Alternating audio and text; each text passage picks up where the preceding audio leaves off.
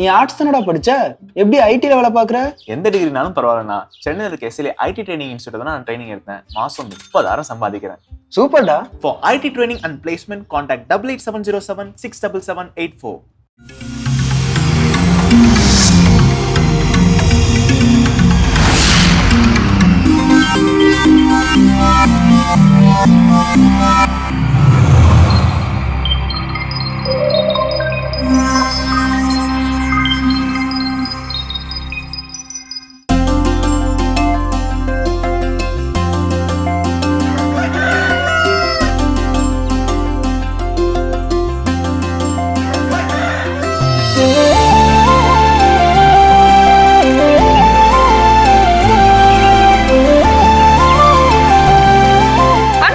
அனைவருக்கும் எங்களது இனிய காலை வணக்கம்.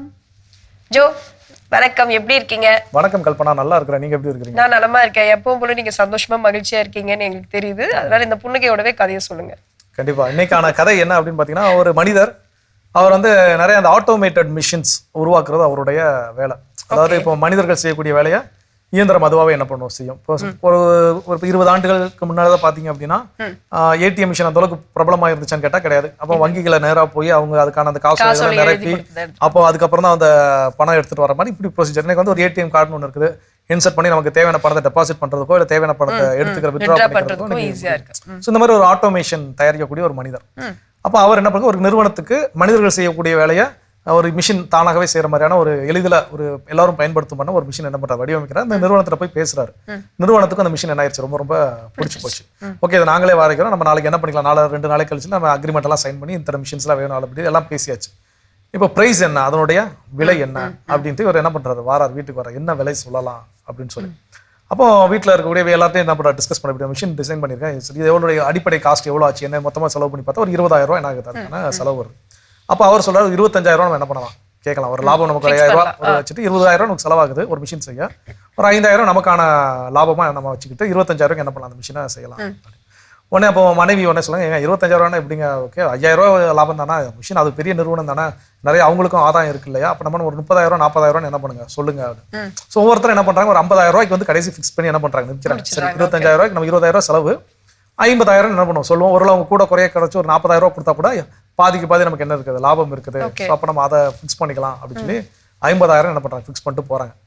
அவர் அங்கே போய் மீட்டிங்ல உட்காந்துக்க, சரி ஓகே இந்த இயந்திரத்துக்கான விலை என்ன, எவ்வளோ ஃபிக்ஸ் பண்ணிருக்கீங்க அப்படிங்கிறப்ப இவருக்கு வாய் வர மாட்டேங்க, எவ்வளோ சொல்லன்னு தெரியல, தடுமாற்ற மாதிரி ஆச்சு, அது ரொம்ப அதிகமா இருக்கு அப்படி இப்படின்னு என்ன பண்றாரு, ஃபீல் பண்ணிட்டு இருக்காரு. உடனே நீங்க ரொம்ப யோசிக்கிறீங்க, நீங்க விட்டா நீங்க நிறைய கேட்பீங்க போல, அதனால என்ன பண்ற, ஒரு மிஷினுக்கு 1,00,000 ரூபா தரோம், பசங்க கான்ட்ராக்ட் இதோட முடிங்க அப்படின்னு என்ன பண்ணாங்க, அவங்க போட்டு முடிச்சிட்டாங்க. இவருக்கு நம்ம கேட்கணும்னு இருந்தது வெறும் 20,000 தான். இப்போ ஒரு எக்ஸ்ட்ரா 20,000 50,000 சொல்லி அது 20,000 லாபம் இருந்தா போதுங்கிற மனநிலை இவர் சொன்னாரு. ஆனா இப்ப பாத்தீங்கன்னா 80,000 ரூபாய் அவருக்கு என்ன இருக்குது லாபம், ஒவ்வொரு மிஷினுக்கும் ஞாபகம் இருக்குது. அது சற்று அவருடைய தாமதம்னாலயா? தாமதம் இல்ல, நம்ம சில விஷயங்கள் யோசிக்கிறப்போ சிந்தித்து ஓகே காலத்தை அது போக்கில் நாம் முடிக்கின்ற பொழுது அது தரக்கூடிய விடை இது போல அழகாகவும் ஏராளம் இல்லையா. ஒரு அற்புதமான கதை உண்மையாவே. இது இந்த நாளோட இது சிறப்பா ஆரம்பிக்கலாம். இப்ப ஆலய தரிசனம் பார்க்கலாம்.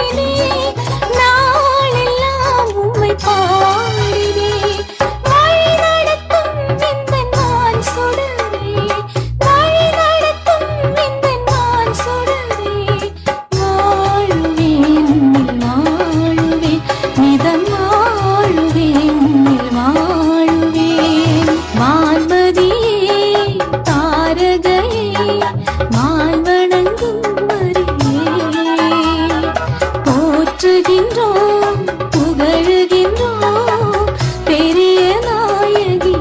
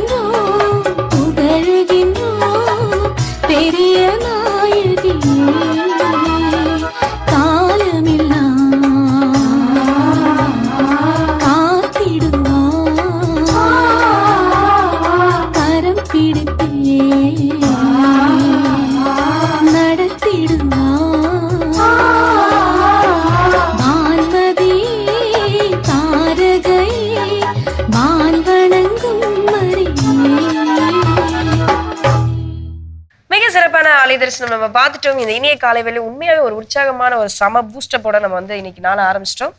இந்த தலம் நமக்கு என்ன கற்றுக் கொடுக்க போகிறது? ஸோ இந்த தலம் என்ன அப்படின்னு பார்த்தீங்கன்னா, இன்னைக்கு அதை கேட்ட ஒரு கதை, அதுல இருந்து அப்படியே கொஞ்சம் ஒரு சிந்தனை என்ன அப்படின்னா, நம்ம எதுவுமே செய்யாம இருக்க சில நேரங்களில் வந்து எல்லாமே கடவுளுடைய விருப்பப்படி தான் நடக்குது அப்படின்னு நம்ம ஏன் கடவுள்கிட்ட ப்ரேயர் பண்ணணுங்கிற ஒரு கேள்வி நமக்குள்ள என்ன பண்ணலாம் வரலாம், வந்திருக்கலாம். எனக்கெல்லாம் வந்திருக்குது சில நேரங்கள்.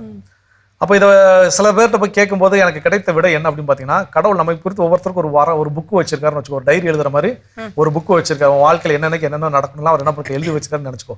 அதுல சில பக்கங்கள்ல இது அவன் விருப்பம் போல, இது அவன் இஷ்டம், இது அவன் விருப்பம், இது அவன் இஷ்டம் என்ன பண்ணிருப்பாரு, எழுதி வச்சிருப்பாரு. அப்ப அது எப்படி அவருக்கு தெரிய வரும்? அப்ப நீ எப்பெல்லாம் நீ பெட்டிஷன் வாயிலா வேண்டுதலை நீ அவர்கிட்ட சொல்றியோ, அப்ப இன்னைக்கு பாப்பாரோ இது அவன் இஷ்டம் எழுதிருக்கு, அவன் கேட்டானா இருந்தா கூடு வச்சுக்கோப்போ அப்படின்னு நம்ம கொடுக்குறாரு. ஸோ எல்லாமே கடவுள் விருப்பப்படி தான் நடக்குது. நான் ஏன் ப்ரேயர் பண்ணணும்னு நீ அமைதியா உன் விஷயத்துல இருந்துட்டேன்னா, அங்க ஓ விருப்பப்படி அப்ப அவனுக்கு எதுவும் விருப்பம் இல்லை போல, சரி அப்ப ஏதோ நடக்கட்டும் அப்படின்னு என்ன ஆயிரும் நடந்துட்டு. இந்த கதையும் அது போலதான். அப்போ நான் அவன் திட்டமிட்டான், வீட்டுல உட்காந்து டிஸ்கஸ் பண்ணா, பேசினா, என்ன அமௌண்ட் எல்லா வேலையும் செஞ்சான். வேலை செய்யாம இல்ல, சரி அவங்களே சொல்லட்டும்னு அவன் சும்மா எல்லாம் உட்காந்துருக்கலாம், வேலை செஞ்சான். ஆனா அந்த வேலைக்காட்டிலும் அதை விட அதிகப்படியான விஷயம் கிடைச்சு. ஸோ நாமளும் அது போல வாழ்க்கையில வேலையை செஞ்சுக்கிட்டே இருக்கணும், நம்ம வேலையை நம்ம செஞ்சுக்கிட்டே இருக்கணும். சில நேரங்கள் அதுக்கான பதில் கிடைக்கலையா, அப்ப அது அதோட பெஸ்டான ஒரு பதிலாகவும் இருக்கலாம். ஸோ அப்ப ஏன் இதை இன்னைக்கு நாள்ல சொல்றோம் அப்படின்னு பார்த்தீங்கன்னா, நம்ம தவக்காலத்துல இன்னைக்கு பயணம் செஞ்சுருக்கோம். இந்த தவக்காலத்துல நம்ம ஒவ்வொருவருக்குமே ஒரு சிலுவையானது கொடுக்கப்பட்டிருக்கிறது. நாம் யாருமே அந்த சிலுவையை சுமப்பதற்கு தயாரா இருக்கிறோமான்னு கேட்டா கிடையவே கிடையாது. நம்ம சிலுவையை அவன் மேல சுமத்தலாம், இல்ல நம்ம சிலுவையோட சுமையை எப்படி குறைக்கலாம், இதுதான் நம்ம பல நேரங்கள்ல யோசிச்சுட்டு இருக்கிறோம். ஆனா இந்த சிலுவை நமக்கு சொல்லக்கூடிய மாபெரும் செய்தி இருக்கிறது. இயேசு கிறிஸ்து உயிர் நீத்த அந்த சிலுவை, அது வரைக்கும் அவமானத்தின் சின்னமான இருந்த சிலுவை வந்து ஒரு மீட்பின் அடையாளமாக என்னாச்சு மாற்றம் பெறுகிறது. அப்போ அந்த மீட்பின் அடையாளமான சிலுவை நமக்கு கற்றுத்தரக்கூடிய முதல் பாடம் என்ன அப்படின்னு பார்த்தீங்கன்னா, அன்பு என்பது தியாகமானது. அதாவது தியாகம் செய்யும். சில நேரங்கள் நம்ம வீட்டில் அப்பா அம்மாவோ யாரோ ஒருத்தவங்களை பார்த்தீங்கன்னா, நம்ம சொந்தக்காரங்க நம்ம அப்பா அம்மாவோ பயங்கரமா ஏமாத்திருக்கலாம், இல்ல ஏதோ ஒரு சில விஷயத்துல மீண்டும் மீண்டும் என்ன பண்ணிருக்கலாம், அவங்களை வந்து துன்பத்திற்கான ஒரு நிலைக்கு தள்ளி இருக்கலாம், இல்ல திரும்ப திரும்ப வார்த்தைகள் என்ன பண்ணிருக்கலாம், திட்டி அவங்களை வந்து காயப்படுத்திருக்கலாம். ஆனா அம்மாவோ அப்பாவோ வந்து அதை வந்து பெருசாவே ஒரு பொருட்டாவே என்ன பண்ணிருக்க மாட்டாங்க. திரும்பவும் அவங்களுக்கு வாய்ப்பு கொடுப்பாங்க, திரும்பவும் அவங்களை அன்பு செய்வாங்க. அந்த அன்பு தான் தியாகம். தியாகத்திற்குரியது அன்பு அப்படின்றத தெரிஞ்சுக்கிட்டோம். இன்னும் தொடர்ந்து பேசுவோம். இப்ப அடுத்த பகுதி பார்க்கலாம்.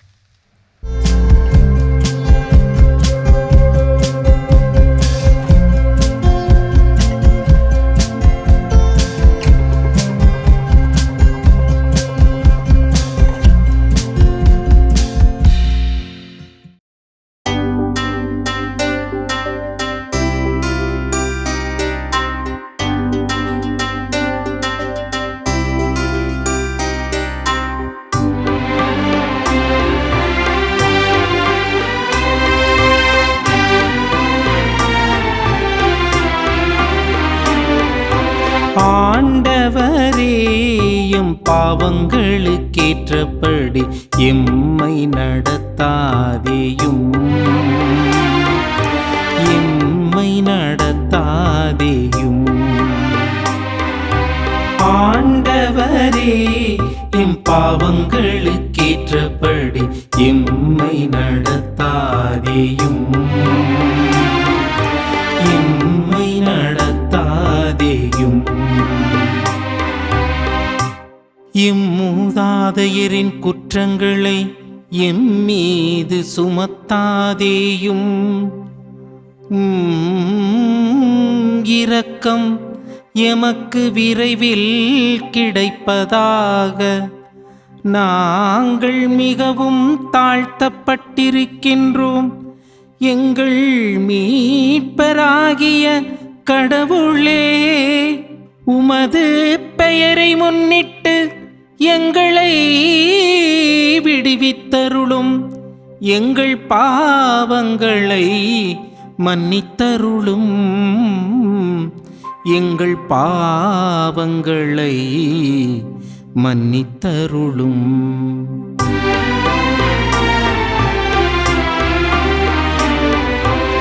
ஆண்டவரே எம் பாவங்களுக்கேற்றபடி எம்மை நடத்தாதேயும் எம்மை நடத்தாதேயும். ஆண்டவரே எம் பாவங்களுக்கேற்றபடி எம்மை நடத்தாதேயும்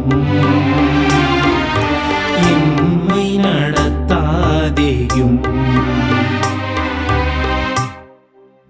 சிறைப்பட்டோரின் பெருமூச்சு திருமுன் வருவதாக.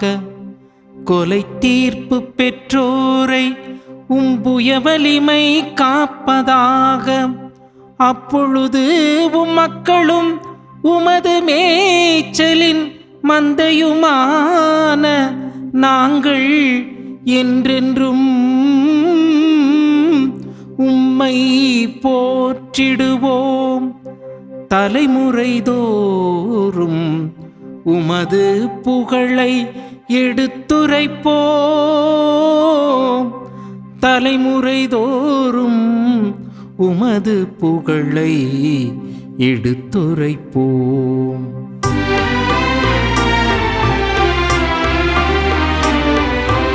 ஆண்டவரே எம் பாவங்களுக்கேற்றபடி எம்மை நடத்தாதேயும் எம்மை நடத்தாதேயும். ஆண்டவரே எம் பாவங்களுக்கேற்றபடி எம்மை நடத்தாதேயும் எம்மை நடத்தாதேயும். மாதா தொலைக்காட்சி நேயர்கள் அனைவருக்கும் இனிமையான வணக்கத்தை தெரிவித்துக் கொள்கின்றேன். தினம் ஒரு திருப்பாடல் நிகழ்விலே இன்றைய நாளில் திருப்பாடல் 79 8 முதல் 9 வரை இருக்கக்கூடிய இறை வசனமும் 11 முதல் 13 வரை இருக்கக்கூடிய வசனத்தையும் குறித்து நாம் தியானிக்கவிருக்கின்றோம். இந்த திருப்பாடல் ஒரு தேசிய புலம்பல் பாடலாகவும் இருக்கிறது. அதனுடைய பின்னணியை பார்க்கின்ற பொழுது இந்த நபுக்கத்நேசர் அரசனுடைய தலைமையிலே பாபிலோனியர்கள் அந்த ஆலயத்தை எல்லாம் தகர்க்கின்றார்கள், மக்களை கொள்கின்றார்கள், மக்களை சித்திரவதை செய்கின்றார்கள்.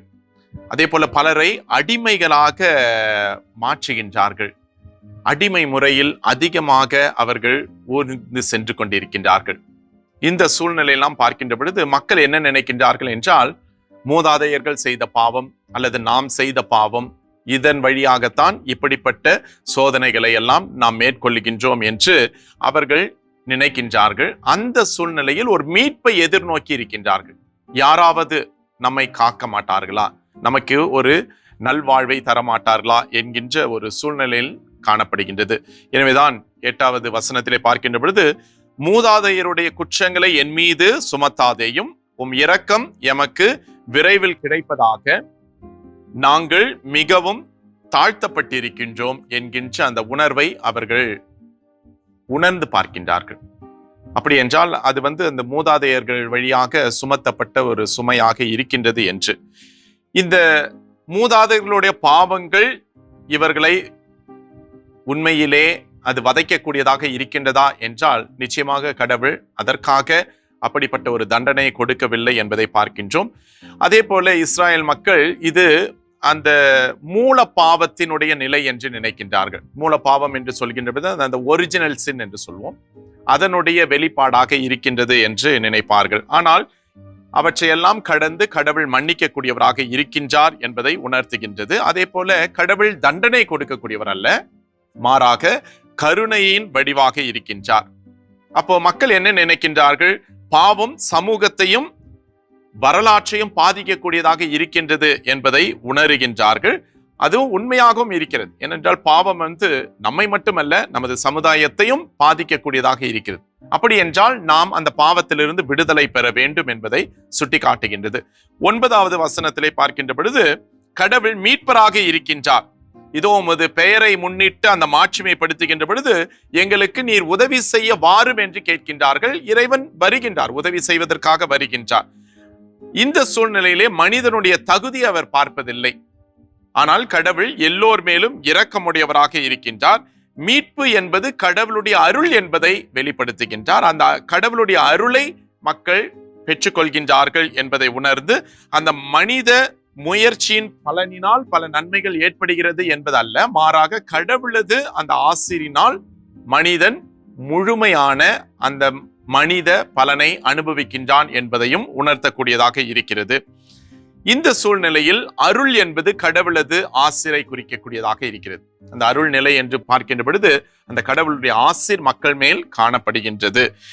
இந்த சூழ்நிலைகள் எல்லாம் பார்க்கின்ற பொழுது இதோ 11வது வசனத்திலே பார்க்கின்றோம், சிறைப்பட்டோரின் பெருமூச்சு உன் திருமுன் வருவதாக, கொலை தீர்ப்பு பெற்றோரை புய வலிமையை காப்பதாக என்று சொல்லுகின்றது. அப்படி என்றால் மக்களை காக்கக்கூடிய தேவனாக இருக்கின்றார், அதற்கு அவர் வழிமுறைகளை செய்கின்றார் என்கின்ற ஒரு வசனமாக இருக்கின்றது. ஏனென்றால் அந்த காலகட்டத்திலே மக்கள் சிறை பிடிக்கப்பட்டனர்.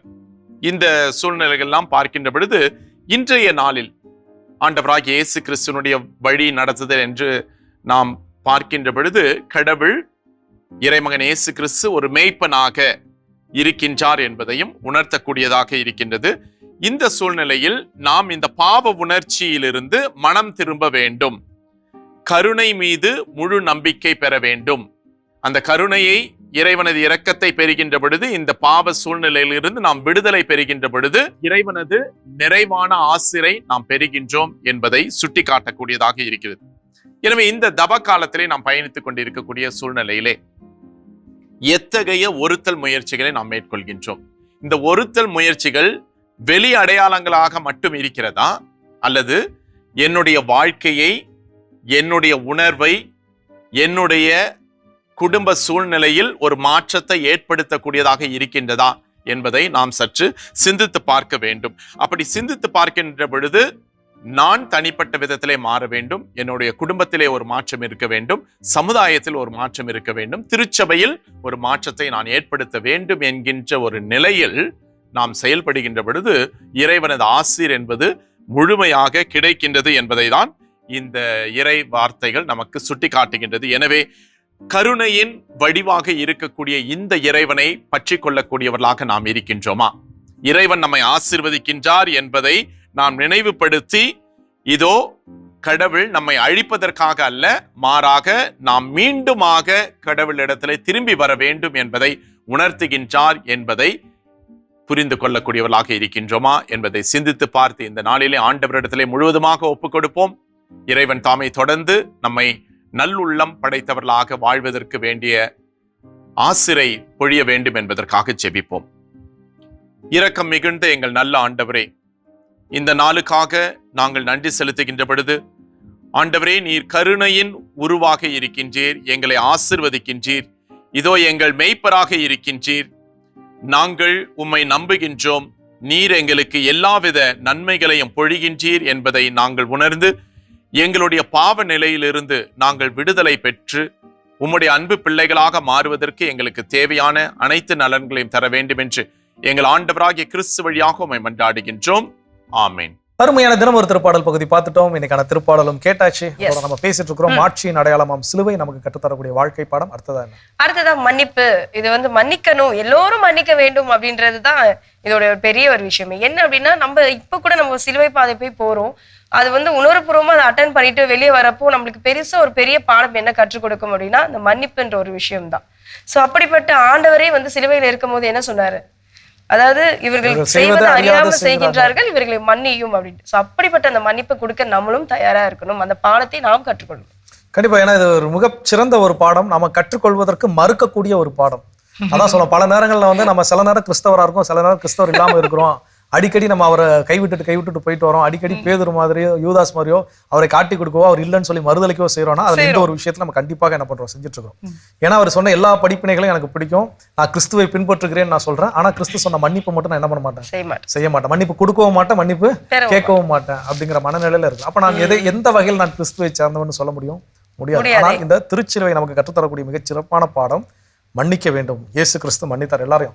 யார் ஒருத்தரால சொல்ல முடியும்? அவ்வளோ வேதனையும் வலியும் நிறைஞ்ச அந்த சிலுவையில நம்மளை யாராவது ஒருத்தவங்க சும்மா நம்மளை அவமானப்படுத்துற மாதிரி ஏதோ பேசிட்டாலோ, இல்லை நம்ம நடந்து போறப்போ ஸ்டெப்ல வலிக்கு கீழே விழுறப்ப யாராவது 2 பேர் சிரிச்சிட்டாலோ அதுவே நம்மளால என்ன பண்ண முடியல, மன்னிக்க முடியல. நான் விழும்போது என்ன எப்படி சிரிச்சு அவன் விடட்டும் ஒரு நாள், நான் அதுக்கு என்ன பண்ணுவேன், பதிலுக்கு சிரிப்பா அப்படிங்கிறத நம்மளுடைய இயல்பான மனநிலையாக இருக்கு.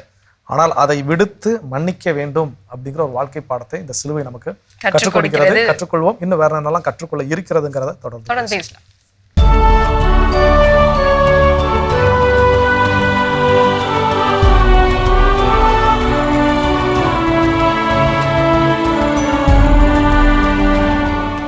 மார்ச் 2. புனித சிம்பிளிசியூஸ். இத்தாலி நாட்டிலுள்ள திருவோலியில் வசதிமிக்க குடும்பத்தில் பிறந்தார் சிம்பிளிசியூஸ். சிறுவயது முதல் இறைபக்தியில் சிறந்து விளங்கிய சிம்பிளிசியூஸ் குருவாக விருப்பம் கொண்டு தன் வாழ்வினை இறைவனுக்கு அர்ப்பணித்தார். ஆண்டவரின் நற்செய்தி பணியினை செவ்வனே செய்த அருட்தந்தை சிம்பிளிசியூஸ் மறைபரப்பு பணிக்கென தனி குழுவினை ஏற்படுத்தி ஆண்டவரின் நற்செய்தியினை இத்தாலி மக்களுக்கு அறிவித்தார்.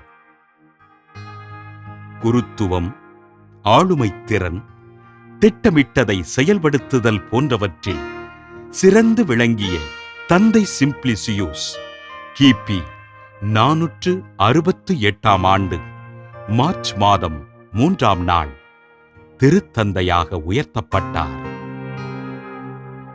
கிபி 476 இத்தாலி நாட்டில் மேற்கத்திய பேரரசின் ஊடுருவலை எதிர்த்த திருத்தந்தை சிம்பிளிசியூஸ் இத்தாலி கிறிஸ்தவ நாடாக வளர்வதற்கு அயராது உழைத்தார்.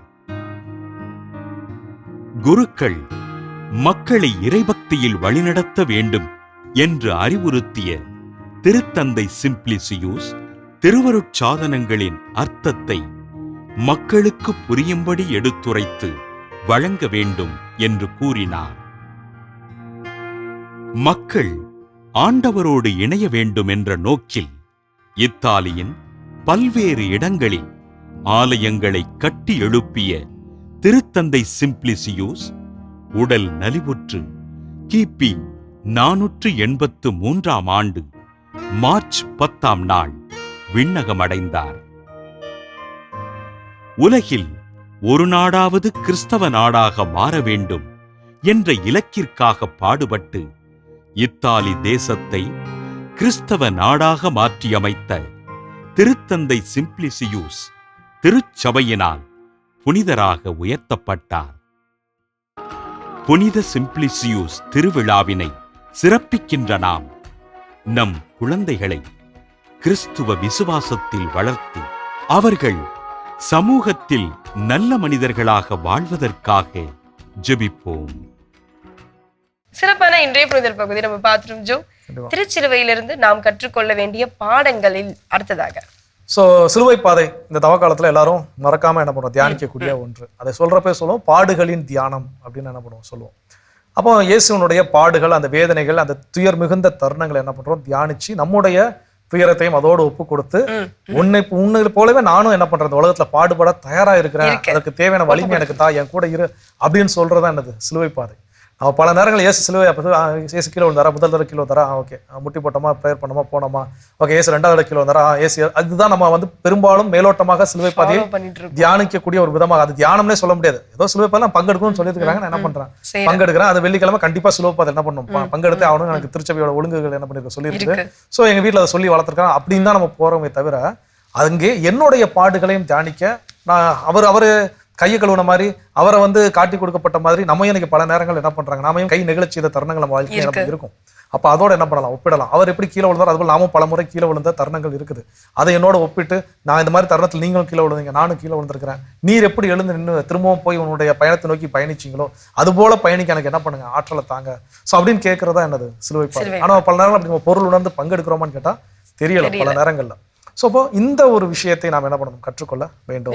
ஒவ்வொரு துன்பத்திற்கும் நாம் துன்பப்படக்கூடிய இல்லை நாம கவலைப்படக்கூடிய எல்லா ஒரு, அதாவது என் வாழ்க்கை ரொம்ப கவலை நிறைந்ததாக போய்கிட்டு இருக்குது, நெருக்கடி நிறைந்ததாக போயிட்டு இருக்குது அப்படின்னு சொல்லிட்டீங்கன்னா அதனுடைய முடிவில் ஏதோ ஒரு பர்பஸ், ஏதோ ஒரு நோக்கம் என்பது இருக்கின்றது. அதன் வழியாக விவிலியத்தில் ஒரு இடத்துல கேட்பாங்க, இவன் வந்து இப்படி இருக்கக்கூடிய காரணம் இவன் செஞ்ச பாவமா இல்லை உங்க அப்பா அம்மா செஞ்ச பாவமா, ஏன் இப்படி இருக்கான் அப்படின்னு வந்து மறைநூலர்கள் சதுசேயர்கள்லாம் இயேசு குற்றப்படுத்தணும்னு கேட்கிறப்போ சிம்பிளா ஒரு ஆன்சர் பண்ணுவார். அது இவன் செஞ்ச பாவம் கிடையாது, உங்க அப்பா அம்மா செஞ்ச பாவம் கிடையாது, இவன் வழியாக கிறிஸ்துவின் மாட்சி வெளிப்படுத்த வேண்டும், மானிட மகன் உயர்த்தப்பட வேண்டும், மானிட மகனுடைய மாட்சி, கடவுளுடைய மாட்சி வெளிப்படுத்தப்பட வேண்டும் அப்படிங்கிறதுக்காக அதுதான் அந்த பர்பஸ். அவன் வந்து கஷ்டத்துல இருக்கானா அந்த கஷ்டத்தின் வழியாக கடவுளுடைய மாட்சி வெளிப்பட வேண்டும்ங்கிறதான் பர்பஸ். அதுபோல் நீங்க நாமும் ஒரு கஷ்டத்துல இருக்கிறோம், துன்பத்துல இருக்கிறோம் அப்படின்னா நம் வழியாக இறைவன் ஏதோ ஒரு அரிய பெரிய செயல்களையும் பிறருக்கு முன் உதாரணமாக இருக்கக்கூடிய ஒரு நிலையை நமக்கு என்ன பண்றாரு, கொடுக்க இருக்கிறார். சோ அப்ப அதை உணர்ந்து கொள்ள வேண்டும். அது இந்த திருச்சிலுவை நமக்கு கற்றுத்தரக்கூடிய கண்டிப்பா ஒரு சிறப்பான விளக்க உரைன்னு சொல்லலாம். அதாவது சிலுவை பாதை பொருள் உணர்ந்து அங்க வந்து நம்மளை ஒப்பு கொடுக்க வேண்டும் அப்படின்றது இன்னும் தொடர்ந்து பேசுவோம். இப்ப அடுத்த பகுதி பார்க்கலாம்.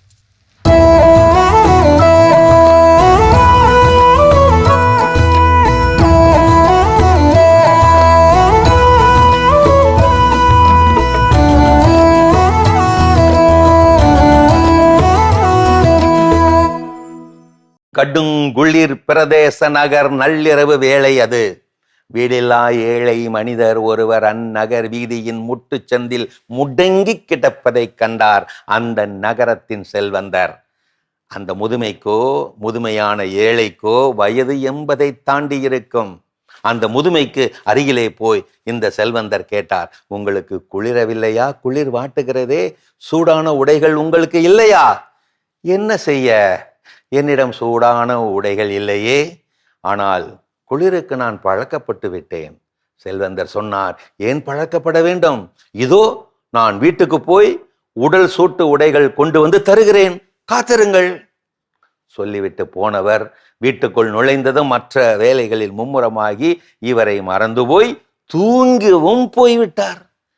ஏழை எளியவரை யார் நினைவில் வைத்துக் கொள்வார்? தூங்க போய்விட்டார். மறுநாள் எழுந்ததும் அவர் நினைவுக்கு வர ஓடோடி போனார் அவரை நோக்கி, புத்தம் புதிய உடல் சூட்டு வெள்ளாடைகளோடு. ஆனால் அங்கே அந்த முதியவரோ உடல் குளிர்ச்சியாகி இறந்து போய் கிடந்தார். அதிர்ச்சியாகி போன செல்வந்தர் அவர் அருகில் பார்த்தார். அருகிலே ஒரு கடிதம், அவர் கைப்பட எழுதி வைத்திருந்த கடிதம். ஐயா செல்வரே, என்னிடம் சூடான உடைகள் இல்லாத போது என்னால் குளிரை எதிர்த்து போராட முடிந்தது. எளிதில் எனது உடல் சூட்டை உருவாக்கி கொள்ள முடிந்தது. ஆனால் சூட்டு உடைகளோடு தாங்கள் வருகிறேன் என்று உறுதியாய் நீங்கள் சொல்லிவிட்டு போன பிறகு உங்களுடைய வாக்குறுதிக்கு நான் அடிமையாகி போனேன். கடுங்குளிரை எதிர்த்து போராடும் எனது திறனை நான் இழந்து போனேன். அந்த திறன் இதோ இப்பொழுது போய்கொண்டே இருக்கிறது. அந்த எதிர்பார்ப்பு எனது எதிர்ப்பு சக்தியை மெல்ல மெல்ல சாகடித்து கொண்டிருக்கிறது. இதோ நான் இப்போது மெல்ல மெல்ல செத்து கொண்டிருக்கிறேன். இப்படி எழுதி முடித்திருந்தாராம் அந்த பெரியவர். அடுத்த முறையாவது பொய்யான வாக்குறுதிகளை கொடுக்கும் முன் யோசியுங்கள். அது ஒருவரின் மரணத்திற்கு கூட காரணமாக அமைந்து விடலாம்.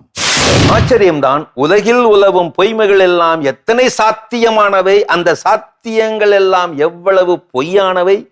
உனக்காக என் உயிரையும் கொடுப்பேன் என்பது வாக்குறுதி என்றால் உயிரை தவிர என்றுதான் அர்த்தம். வேண்டும் வேண்டும், வாக்குறுதி தினம் வேண்டும். வாக்குறுதி தின வாழ்த்துகள் சொல்ல தேர்தல் கால வாக்குறுதிகள், அவை தேன் தடவிய வார்த்தைகள். தேர்தல் வாக்கு வாழும் வரை வாய்த்தேன் வாக்கும் வாழும். வாக்குறுதி அது ஒரு வலிமையான வார்த்தை. ஆழமாக எதையோ உருவாக்குகிறது அல்லது எதையோ உடைக்கிறது. அனைத்தும் கிடைத்தால் அலட்சியம் வந்துவிடும் என்பதால் தான் சிலவற்றை கிடைக்காத வரிசையில் வைத்திருக்கிறது காலம். எப்போதும் உன்கூடவே இருப்பேன் என்று வாக்குறுதி தராதே. ஏன்னா அது உனக்கு வார்த்தை. நம்பினவருக்கோ வாழ்க்கை. பொய்ன்னு தெரியும் போது அது வலி. இந்த எலும்பே இல்லாத நாக்கினால் தான் எத்தனை எத்தனை இதயங்கள் நொறுக்கப்படுகின்றன. அருமையான கதைகள் 1000 பகுதி பார்த்துட்டோம். எனக்கான கதையும் சிந்தனையும் கேட்டாச்சு. அதோட நம்ம பேசிட்டு இருக்கிறோம் மாட்சியின் அடையாளம் திருச்சிலுவையிடமிருந்து கற்றுக்கொள்ளக்கூடிய வாழ்க்கை பாடம். அடுத்ததா என்ன? கீழ்ப்படிதல், பணிவு அப்படின்றது நம்ம எல்லோருக்குமே வாழ்க்கைக்கு உரித்தான ஒரு விஷயம் இல்லையா? சோ இப்படிப்பட்ட இந்த ஒரு காரியத்தை நம்மளுடைய ஆண்டவராகிய இயேசு கிறிஸ்து கிட்ட நம்ம வந்து கத்துக்கலாம். அதை வந்து நம்மளுடைய வாழ்க்கை நடைமுறையில பயன்படுத்த வேண்டும் அப்படின்றதுதான் இந்த திருச்சிலுவை வந்து நமக்கு ஒரு பெரிய ஒரு பாடமா கற்றுக் கொடுக்கிறது. கண்டிப்பா இன்னைக்கு நம்ம எல்லாருக்கிட்டையும் இந்த கீழ்ப்படுதல் இருக்கான்னு கேட்டா கண்டிப்பா இல்ல அப்படின்னு தான் சொல்லுவாங்க. ஆண் உட்பட என்கிட்ட அது இருக்கான்னு கேட்டா எல்லாருக்கிட்டையும் என்னன்னா கீழ்ப்படுதலை காட்டில ஈகோ அப்படிங்கிறதா அதிகமா தலை ஓங்கி நிக்கு. இவன் என்ன சொல்றது, நான் என்ன செய்யறது, நான் எவ்வளவு பெரிய ஆள் தெரியுமா, எங்க அப்பா அம்மா யாரும் தெரியுமா, நான் எங்க இருந்து வந்தவன் தெரியுமா, நான் எவ்வளவு படிச்சிருக்கிறேன் தெரியுமா, இவன் சொல்றதை நான் கேட்கணுமா அப்படிங்கிறதா நமக்குள்ள பெரும்பாலும் என்ன இருக்குதுன்னா மேலோங்கி இருக்கிறது. இயேசு கிறிஸ்து உலகாலும் கடவுளின் மகன், கடவுளுடைய மகன். அன்னைக்கு வந்து ஒரு ஒரு ஒரு அரசியல் துறையிலையோ ஒரு திரைத்துறையில இருக்கக்கூடிய ஒரு பிரபலத்தினுடைய பையன் அப்படின்னா நம்ம எந்த அளவுக்கு அலட்டிக்கிறோம், எந்த அளவுக்கு நம்ம ஆட்டம் போறோம். ஆனா கடவுளுடைய மகன் அவர் வந்தாரு. அவருக்கு வந்து தீர்ப்பிடப்படுவதற்கு இந்த இருக்கக்கூடிய பிளாத்துங்கிறவங்க கடவுள் அவர் முன்னாடி ஒரு பெரிய ஆளே கிடையாது, ஒரு பொருட்டே கிடையாது. ஆனா அவன் எழுதக்கூடிய அந்த மரண சாசனத்திற்கு தன்னை என்ன பண்ணாரு, கீழ்ப்படுதலோட. நான் கடவுளுடைய பையன், நீ எனக்கு எப்படா எழுதலாம் என்ன பண்ணலாம், சண்டை போடலாம். அதே மாதிரி கெத்சமனி தோட்டத்துல இருக்கிறப்போ இந்த துன்பக்கிண்ணம் உமக்கு புரியமானால் என்னை விட்டு அகலட்டும் அவர் சொல்லியிருக்காரு. தவிர எனக்கு இது கஷ்டமா இருக்கு, தயவு செஞ்சு தூக்கிருங்கலாம் என்ன பண்ணல சொல்லல. அதுவும் உமக்கு சித்தமானால் உங்களுக்கு விருப்பமாச்சுன்னா என்ன பண்ணுங்க. ஸோ அதுதான் கீழ்ப்படிதல். அப்ப இன்னைக்கு நம்ம வந்து திருச்சிலுவையிடமிருந்து கற்றுக்கொள்ள வேண்டிய வாழ்க்கை பாடம் அதுதான் கீழ்ப்படிதல். நான் பெரியவன், நான் படிச்சிருக்கிறேன், எனக்கு எல்லாம் தெரியும் அப்படிங்கிறதெல்லாம் கிடையவே கிடையாது. எனக்கு பிடிக்குதோ பிடிக்கலையோ, யாரோ ஒருத்தங்க என்னுடைய மேலதிகாரியா இருக்கிறாங்க, அவங்க என்னை வந்து கட்டளை எடுக்கிறார்கள், நான் செய்யணுமா, அந்த இடத்துல நான் செய்ய வேண்டிய நிலையில இருந்தா நான் செய்ய வேண்டும். அதுதான் என்னது கீழ்ப்படிதல். அந்த இடத்துல நீ யாருன்னு எனக்கு தெரியுமா, உன்னை பத்தி எனக்கு தெரியும், நீ எனக்கு வேலை வாங்குறியான்னு சொல்றதெல்லாம் அங்க கீழ்ப்படிதல் கிடையவே கிடையாது. ஏன் இயேசு கிறிஸ்துக்கு பிளாத்துவை பத்தி தெரியாதா? பிளாத்து எப்படி இருந்தாரு, அவர் உண்மையாக நீதிமானாக இருந்தாரா, இல்ல எங்க குறைகள் அவர்கிட்ட இருந்துச்சா, எல்லாம் தெரியும். அந்த இடத்துல நீ இவ்வளவு பெரிய குறை வச்சுட்டு நீ கடவுளுடைய பையன் எனக்கே தீர்ப்புறியா அப்படின்னு அவர் என்ன பண்ணல, கேட்கவே இல்லை. ஸோ அப்போ அது போல நாமும் கீழ்ப்படிய கற்றுக்கொள்ள வேண்டும். கண்டிப்பா இன்னும் தொடர்ந்து கற்றுக்கொள்வோம். இப்ப அடுத்த பகுதி பார்க்கலாம். அதுக்கு முன்னாடி ஒரு சின்ன பிரேக் போயிடலாம்.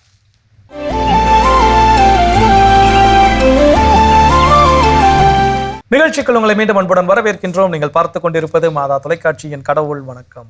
சிறப்பான நாள், மகிழ்ச்சியான நாளில் நம்ம பேசிட்டு இருக்கிறோம் கடவுள் வணக்கம் நிகழ்ச்சியில. இந்த திருச்சிலுவை நமக்கு கற்றுத்தரக்கூடிய பாடங்கள் அடுத்ததா என்ன?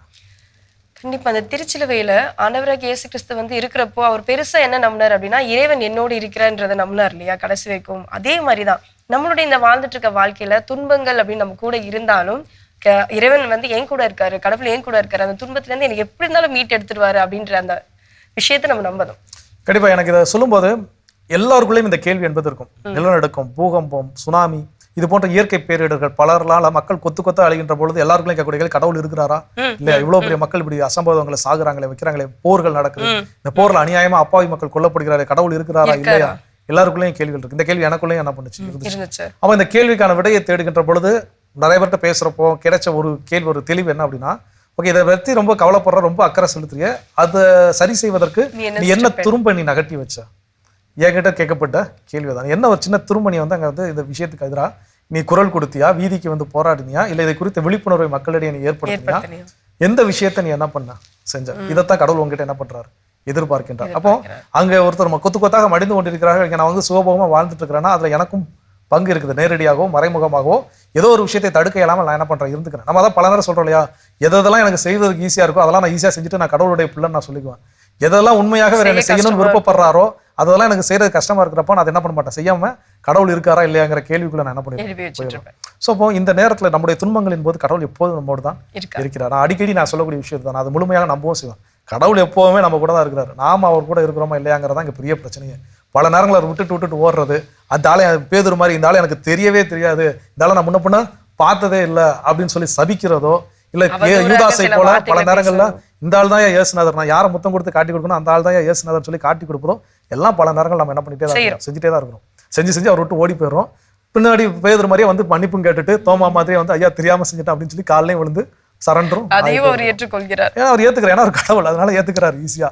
ஸோ ஒருவேளை அப்படி இல்லை நீ இதை செஞ்சு அப்படின்னு சொல்லி காட்டக்கூடிய நபராக இருந்தாலும் நம்ம இருப்போமான்னு கேட்டால் நிச்சயமாக இருப்பதற்கு வாய்ப்பே கிடையாது. ஒரே ஒரு விஷயத்தை ஞாபகத்தில் வச்சுக்கணும், நம்முடைய துன்பங்களின் போது கடவுள் எப்போதும் நம்மோடு இருக்கிறார். அதை முழுமையாக நம்பினோன்னா அந்த துன்பத்தை கடந்து செல்வதே தெரியாமல் நம்மால் என்ன பண்ண முடியும், கடந்து வெளியே வர முடியும். இல்லை கடவுள் கைவிட்டுட்டு போயிட்டார், நான் மட்டும் தான் இருந்து உழந்துட்டு இருக்கிறேங்கிற ஒரு மனநிலைக்கு போயிட்டோம் அப்படின்னா நிச்சயமாக அதனுடைய வலியும் வேதனையும் பட்டு தான் நம்ம என்ன பண்ண முடியும், வெளியே வர முடியும். சிறப்பு. இன்னும் திருச்சிலுவையிலிருந்து நம்ம என்ன கற்றுக்கொள்ள போகிறோன்றதை தொடர்ந்து பேசலாம். இப்ப அடுத்த பகுதி பார்க்கலாம்.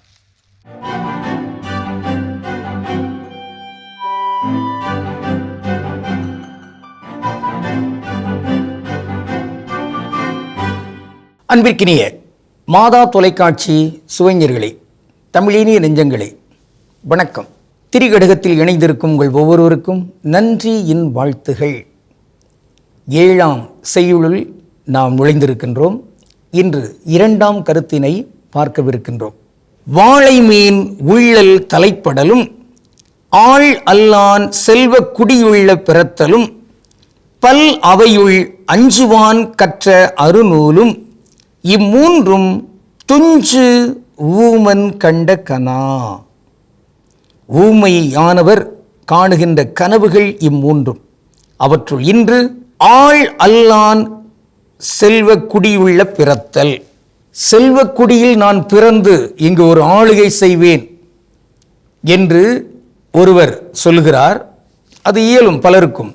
ஆனால் அறிவு, ஆற்றல் இவையெல்லாம் இல்லை, அவற்றை வளர்த்தெடுப்பதற்கான நோக்கமும் திட்டமும் எண்ணமும் இல்லை என்கிற நிலையில் இருக்கிற ஒருவரால் எப்படி அவர் ஒரு செல்வந்தராக, ஒரு ஆற்றல் படைத்தவராக, மற்றவர்களுக்கெல்லாம் வாரி வழங்குகின்ற வள்ளலாக உருவாக முடியும்? உருவாக முடியாது. ஆக அறிவும் ஆற்றலும் அங்கு இருந்து அதை வளர்த்தெடுத்து அதன் அடித்தளத்தில் இங்கு அவர் காணுகின்ற அந்த கனவை நனவாக்க முடியும். நான் அறிவையும் ஆற்றலையும் வளர்க்க மாட்டேன், அதற்கான ஒரு நூலை கூட நான் புரட்டி பார்க்க மாட்டேன், நூலகத்துக்கு கூட செல்ல மாட்டேன், என்னுடைய உடல் வலிமையாக இருப்பேன், உடற்பயிற்சி கூட செய்ய மாட்டேன், ஏதோ நான் அப்படியே கிடப்பேன் பிறப்பேன் போவேன் அவ்வளோதான் என்கின்ற ஒரு நிலையில் ஒருவர் இருந்தால் அவரால் இங்கு ஒரு ஆளுமையோடு திகழ்கிற, ஆளுகை செய்கிற ஒரு சிறந்த நல்ல கொடையாளராக, பணக்காரராக திகழ முடியாது. அதான் வள்ளுவர் ஒரு குறளில் சொல்லுகிறார், அறிவுடையார் எல்லாம் உடையார், அறிவிலார் என்னுடையரேனும் இலர். பொருள் என்ன? அறிவு உள்ளவர் எல்லாம் உடையவராக இருக்கிறார். ஆனால் அறிவில்லாதவர் எதுதான் அவர்கிட்ட இருந்தாலும் சரி ஒன்றும் இல்லை என்பதுதான் பொருள். ஆக பணமே அவரிடம் இருந்தாலும் அதனால் ஒரு பயனும் இருக்காது. என்றால் அவர் அதை அதற்குரிய தன்மையில் ஆள முடியாது, இயக்க முடியாது, இயங்க முடியாது. இங்கு எல்லாருமே அறிவாளர்களாக யாரை தேர்ந்தெடுக்க வேண்டும், என்ன முறையில் தேர்ந்தெடுக்க வேண்டும், இந்த அமைப்பு எப்படி மாற வேண்டும், அதற்குரிய முறையிலான அடிப்படையான புரட்சிகரமான செயல்பாடுகள் என்ன, இவற்றையெல்லாம் ஆய்ந்து பார்க்க வேண்டும். 5 ஆண்டுகளுக்கு ஒரு வாக்களித்தோம், இதான் என் கடமை என்று முடிக்கக்கூடாது. அடுத்தடுத்து தேர்ந்தெடுக்கப்பட வேண்டியவர்கள் எந்த நிலையில் உள்ளவர்களாக இருக்க வேண்டும், அதற்குரிய அறிவு என்ன, அதற்குரிய ஆற்றல் என்ன என்கின்ற வகையில் கொள்கை தன்மையில் இயங்குகின்ற ஆற்றல் மிக்கவர்களாக திகழ்வதற்கு இன்று நாம் அழைக்கப்படுகிறோம். அந்த வகையில் இந்த நேரிய தன்மையோடு காணுகிற நல்ல கனவுகள் இங்கு நிறைவேற வேண்டும். நாம் காணுகிற கனவு ஏதோ ஒரு ஊமையர் காணுகிற கனவாக அது அமைந்து விடக்கூடாது. இன்றைய நாளில் நாம் ஒரு சொல்லை இங்கு ஆய்ந்து பார்க்கலாம். அதாவது அது ஜனநாயகம். ஜனநாயகம், ஜனநாயகன் என்று ஒரு படம் வந்திருக்கு போல, தமிழ் இல்லை. முதல்ல தமிழில் படங்களுக்கெல்லாம் பெயர் வைங்க. ஆக ஜனநாயகம் என்றால் வேறும் இல்லை, ஜனம் அதெல்லாம் அது சமஸ்கிருத சொல். மக்கள் ஆட்சி, அதான் மக்கள் ஆட்சி. இந்த மக்களாட்சி உண்மையிலேயே மக்களை கொண்டு மக்களுக்காக ஆளுகிற ஆட்சியாக இருக்க வேண்டும். அந்த நேரங்களில் இங்கு வீணான கனவுகள் இடம்பெறா. உண்மையான நனவாக்கப்படுகின்ற நல் எண்ணங்கள் அது திட்டங்களாக உருவாகும், அது நற்கனவுகளாக இருக்கும் என்கின்ற அந்த வகையில் உறுதியேற்று கடவுளுக்கு திருவுளமானால் மீண்டும் நாளை திரிகடுகம் நிகழ்வில் நாம் இணைந்து மகிழ்வோம். நன்றி, வணக்கம். சிறப்பான திரிகடுகம் பகுதி நம்ம பார்த்துட்டோம். இன்றைய நாள் திருச்சிலுவையிலிருந்து நாம் கற்றுக்கொள்ள வேண்டிய பல பாடங்கள் இருக்கு. அடுத்ததாக என்ன அப்படின்னா, இறை என்ப இயேசு அவருடைய புத்தகங்கள்ல ஒரு புத்தகம், எனக்கு 7வது அறிவுன்னு நினைக்கிறேன் அந்த புத்தகத்தினுடைய பெயர். அதுல போல செய்வது போன்று செய்வது அப்படின்னு சொல்லி ஒரு விளக்கத்தை, போல செய்வது போன்று செய்வது, அவரை போல செய்வது அவரை போன்று செய்வது, ரெண்டுக்குமே வித்தியாசம் இருக்குது அப்படின்னு சொல்லி ஒரு விஷயத்தை சொல்லியிருப்பார். அவரை போல செய்வது அப்படின்னு பாத்தீங்கன்னா அவர் என்ன செய்யறாரு இன்னொருத்தர் அதை அப்படியே நான் என்ன பண்றேன் காப்பி பண்றோம். காப்பி பேஸ்ட் பண்றேன். ஓகே. அவர் என்ன கலர் ட்ரெஸ் போட்டிருக்காரு அதே கலர் ட்ரெஸ், அவர் என்ன மாதிரி சிரிச்சாரு, அவர் இதெல்லாம் அவரை அவரை போலவே நான் என்ன அப்படியே மாறுது. பண்றேன். ஓகே. அவரை போன்று செய்வது அப்படின்னு பாத்தீங்கன்னா அவர் உதவி செஞ்சிருப்பாரு, நானும் என்ன பண்ணிருப்பேன் உதவி செஞ்சிருப்பேன். அவர் மாதிரி ட்ரெஸ் பண்ணியோ இல்ல அவர் செஞ்ச அதே மாதிரியோ அப்படிலாம் என்ன பண்ணிருப்பேன் செய்ய மாட்டேன். இதுதான் இந்த இரண்டிற்குமான வேறுபாடு அப்படின்னு சொல்லி. ஸோ இதை ஏன் இப்ப சொல்ல வர அப்படின்னா, ஒரு பொய்யை நாம் திரும்ப திரும்ப திரும்ப திரும்ப சொல்கின்ற பொழுது அது உண்மையாக மாறிவிடாது, உண்மை போல மாறிவிடும். அது வந்து உண்மையாகாது, உண்மை போல என்ன தெரிய வரும் அப்படிங்கிறது. ஸோ இப்போ நம்ம பல நேரங்களில் இந்த உலக பிரச்சனைகளை மாட்டி சிக்கி முடிக்கின்ற பொழுது நல்லா கெட்டவங்களாம் நல்லா தானே வாழ்றான், கெட்டவங்களாம் நல்லா தானே இருக்கிறான், நல்லவன் தான் ரொம்ப கஷ்டப்படுறான் அப்படின்னு நம்ம என்ன பண்ணிக்கிறோம் சொல்லிக்கிட்டு. அது உண்மை போல தெரிவது. அது வந்து உண்மையான்னு கேட்டா கிடையாது, அது உண்மை போல தெரியக்கூடிய ஒரு சில விஷயங்கள். அப்போ அந்த எந்த நேரத்திலுமே நம்ம மனசுல நீங்காத ஒரு விஷயம் பதிந்து வைத்துக்க வேண்டும். இந்த திருச்சிலுவை நம்ம கிட்ட சொல்லுதுன்னு பாத்தீங்கன்னா, சாவு வெற்றி கொண்டது போல ஆடும், தீமை வெற்றி கொண்டது போல ஆடும், ஆனா இறுதியில எதுதான் ஜெயிக்கும் அப்படின்னு பாத்தீங்கன்னா வெற்றி. அதாவது எது உண்மையோ அதுதான் ஜெயிக்கும். ஸோ அப்போ அந்த evil has not the final word, அதுகிட்ட தான் இறுதியான வார்த்தை, அதுதான் ஜெயிக்கும். அதாவது ஒரு கெட்டது தான் கடைசியில வின் பண்ணும் அப்படின்னு கிடையவே கிடையாது. அந்த கெட்டது வெற்றி பெறுவது போல தோன்றலாம், ஆனால் இறுதியில் நன்மையானதே வெற்றி பெறும் அப்படிங்கறத அந்த திருச்சிலுவையிலிருந்து கற்றுக்கொள்ள வேண்டும். சிறப்பு ஜோ, நம்ம இன்னும் தொடர்ந்து கற்றுக்கொள்வோம். இப்ப அடுத்த பகுதி பார்க்கலாம்.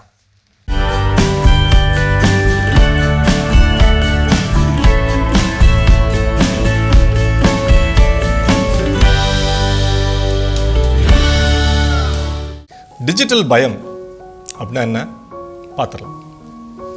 நண்பர்களின் சுற்றுலா நான் இல்லையே, சக ஊழியர்களின் பதவி உயர்வு அந்நிகழ்விலும் நான் இல்லையே, நண்பர்களின் பார்ட்டிகளிலும் நான் இல்லையே, அவர்களின் வாழ்வு மட்டும் ஏன் எப்போதும் மகிழ்ச்சியாக உள்ளது, அவர்களின் வாழ்க்கை எல்லாம் சுகம்தானா, அவர்களின் வெற்றி எல்லாம் உண்மையா, நாம் எதையோ தவற விட்டுவிட்டோமோ என்று ஒரு உள்ளார்ந்த பயம் நமக்குள் எப்பொழுதும் ஏற்படுகிறதா? நம் வாழ்வு அவர்களின் வாழ்க்கையை போல இல்லையே என்ற உணர்வு ஏற்படுகிறதா? அப்படி உருவாகும் இந்த உணர்வையே ஃபோமோ, அதாவது ஃபியர் ஆஃப் மிஸ்ஸிங் அவுட் என்கின்றனர்.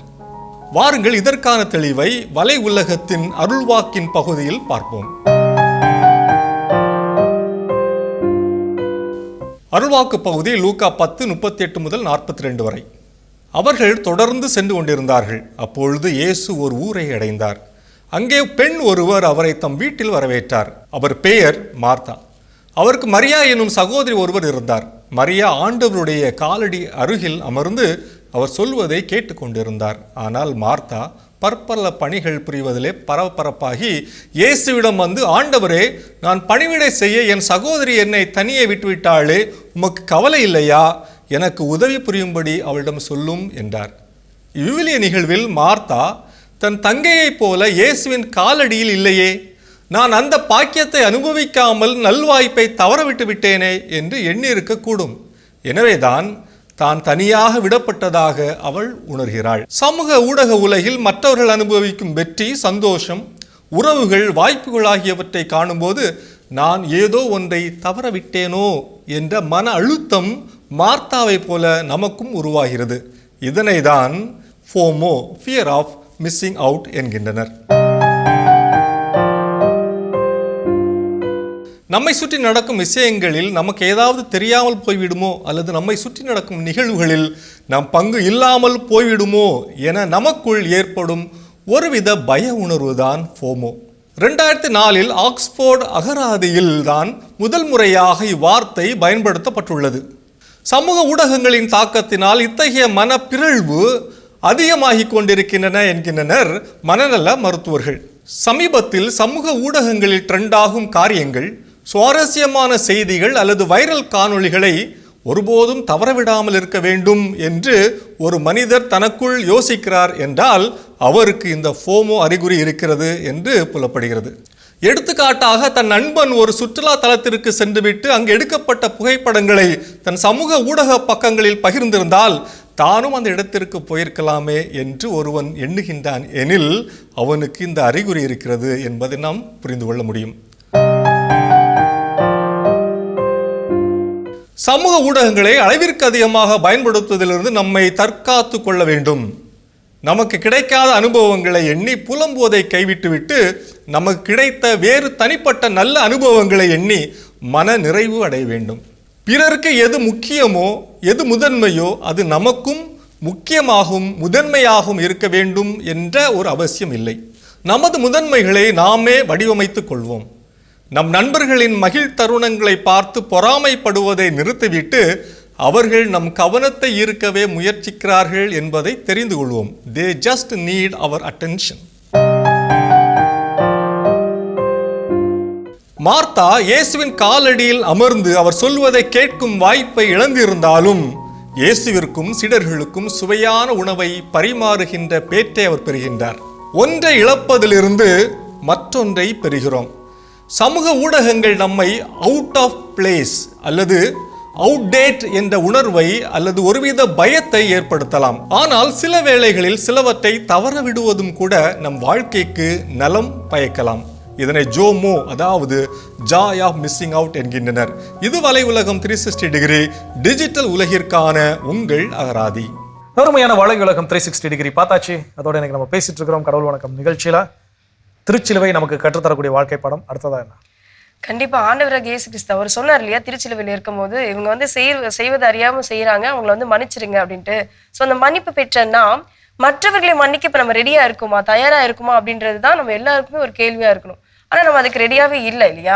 ஆனா திருச்சிலுவை நமக்கு கற்றுக் கொடுப்பது என்ன அப்படின்னா, நீ மன்னிப்பு பெற்றாய், அப்ப மற்றவர்களுக்கும் அந்த மன்னிப்பை கொடு அப்படின்றதுதான். கண்டிப்பா நீ இரக்கம் பெற்றாய், நீ மற்றவங்களுக்கு அந்த இரக்கத்தை என்ன பண்ணணும், காட்டணும். சோ அதான் நான் பெற்றுக்கொண்டது எனக்குள்ள என்ன பண்ண கூட வச்சுக்க கூடாது. சோ அழகான இந்த தமிழ் சமுதாயம் சொல்லக்கூடிய ஒரு விஷயம், யாம் பெற்ற இன்பம் பெருகையும் வையகம். எனக்கு கிடைச்ச மகிழ்ச்சி இந்த உலகத்துக்கும் என்ன பண்ணணும், கிடைக்கணும். அப்ப நான் பெற்ற மன்னிப்பை இந்த உலகத்திற்கும் கொடுக்கணும், நான் பெற்ற அன்பை இந்த உலகத்துக்கும் கொடுக்கணும், நான் பெற்ற இரக்கத்தை இந்த உலகத்துக்கும் கொடுக்கணும். இல்ல அப்படின்னா அது ஒரு பெரிய பிரச்சனை யார்கிட்ட இருக்குன்னா என்கிட்ட தான் இருக்குது. ஸோ அப்போ திருச்சிலுவை கற்றுத்தரக்கூடிய பாடம் அழகாக விவிலியத்தை சொல்லிருக்கோம், கொடையாகவே பெற்றீர்கள் கொடையாகவே கொடுங்க. அதே மாதிரி விவிலியத்தில் இருக்கக்கூடிய இன்னொரு நிகழ்வு, ஒருத்தர் போய் பெரிய கடன்பட்ட முதலாளிகிட்ட போய், ஐயா நான் கடன் பட்டிருக்கேன் என்னால் கட்ட முடியல மன்னிச்சிருங்கிறப்ப, சரி போய் தொலைப்போ அப்படின்னு என்ன பண்ணிடுறாரு, பெரிய முதலாளி மன்னிச்சு விட்டுறாரு. இவன் மன்னிப்பை வாங்கிட்டு வந்துட்டு இவங்கிட்ட ஒருத்தன் அதை விட கம்மியா என்ன பண்ணிருப்பான், கடன் பட்டிருப்பான். அவன் கழுத்தை பிடிச்சி, இல்லை எனக்கு நீ கொடுக்கலன்னா என்ன பண்ணிடுவான், உனக்கு உண்டிலன்னு பண்ணிடுவோம். பார்த்தவங்க கழுத்தை பிடிச்சி நெருக்கிறப்ப இந்த விஷயம் மேலே அந்த பெரிய முதலாளி காதுக்கு போகும், தூக்கி அவனை ஜெயில போடுறான். ஸோ இப்போ இதுல எந்த இடத்துல நாம இருக்கிறோம் யோசித்து பார்க்கணும். நம்ம பெரும்பாலும் என்னன்னு பாத்தீங்கன்னா, நம்ம மன்னிப்பை வாங்கிக்கிறோம், மன்னிப்பை விழுந்து விழுந்து உருண்டு புரண்டு அழுது புரண்டு ஆர்ப்பாட்டம் பண்ணி மன்னிப்பை பெற்று வாங்கிறோம். ஆனால் அதே மன்னிப்பை பெற்று குடிக்கிறோமா தெரியல தான் நமக்கும் ஜெயில் காத்துக்கிட்டு கண்டிப்பா உண்டு. இன்னும் தொடர்ந்து பேசலாம், அடுத்த பகுதி பார்க்கலாம்.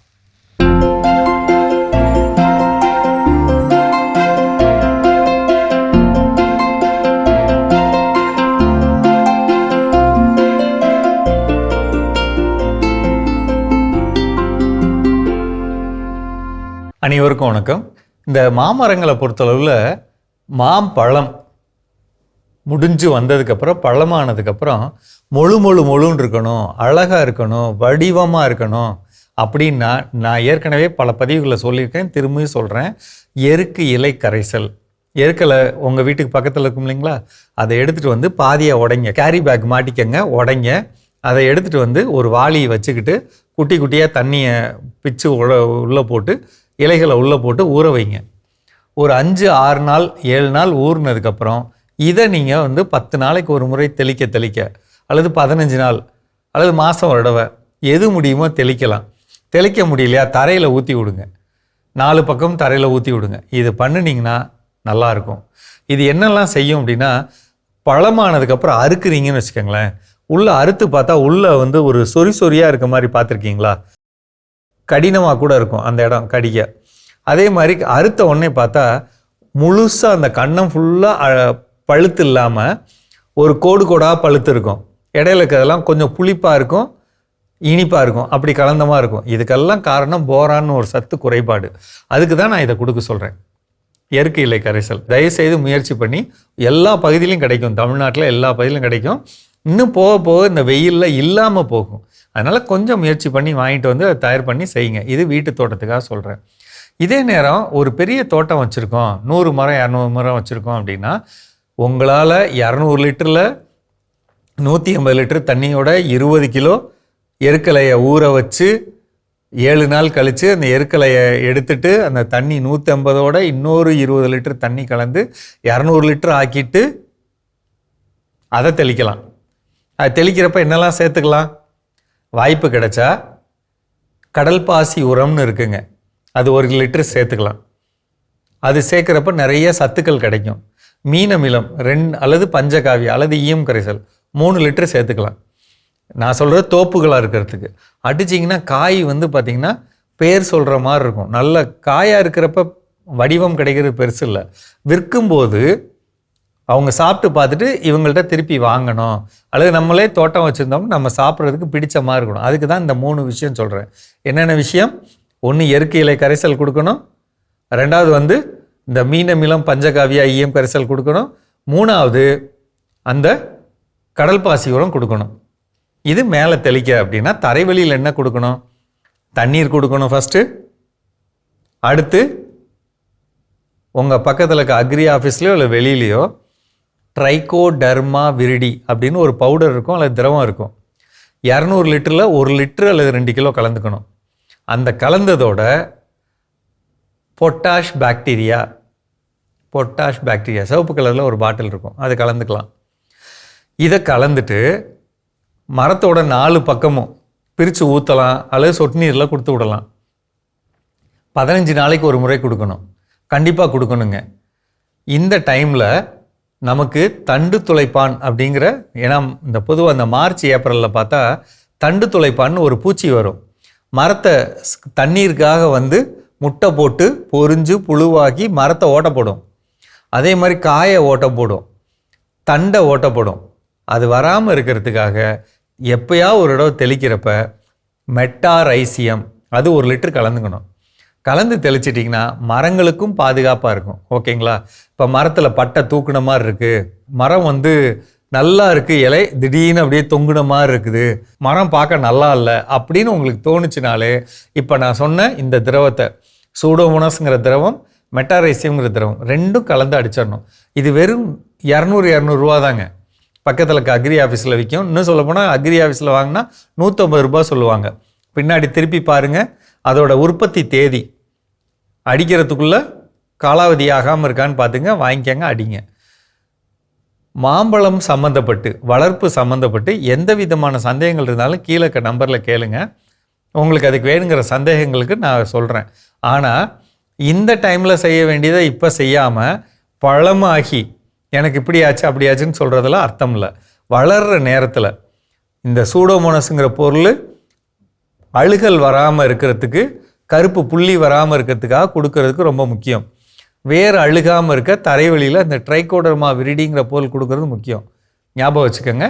மீண்டும் சந்திப்போம். சிறப்பான பகுதி உழவும் உயர்வும் நம்ம பார்த்துட்டோம். திருச்சிலுவையிலிருந்து நாம் கற்றுக்கொள்ள வேண்டிய பாடங்கள் ஏராளம் இருக்கிறது. அதில் அடுத்ததாக என்ன தெரிந்து கொள்ள போகிறோம்? ஸோ அடுத்தது என்ன அப்படின்னா, ஒரு ஹியூமன் சைக்காலஜி என்ன சொல்லுது அப்படின்னு பார்த்தீங்கன்னா, நம்மளுடைய மனம் அன்பை சார்ந்தது தான். பேசிக்காக எல்லாருக்கும் தெரிஞ்சது தான், அன்பை சார்ந்தது. அதுக்கு அது கொடுக்கக்கூடிய விளக்கம் என்ன அப்படின்னு பார்த்தீங்கன்னா, இப்போ ஒரு கிரிக்கெட் மேட்ச் நடக்குது, மிக பலசாலி அணி ஒரு அணி கிரிக்கெட்ல ஆடுது. இப்போ இந்திய அணியோ இல்லை வந்து ஆஸ்திரேலியா அணியோ, ஆஸ்திரேலியான்னு வச்சுக்கோங்க, ஆஸ்திரேலியா டீம் ஒரு டீம் விளாடுது. அதனுடைய எதிர் அணி வந்து ரொம்ப ரொம்ப பலவீனமான ஒரு அணி. அது வந்து இப்போ தான் கிரிக்கெட்டுக்குள்ளே என்ட்ரி ஆயிருக்கக்கூடிய ஒரு அணி.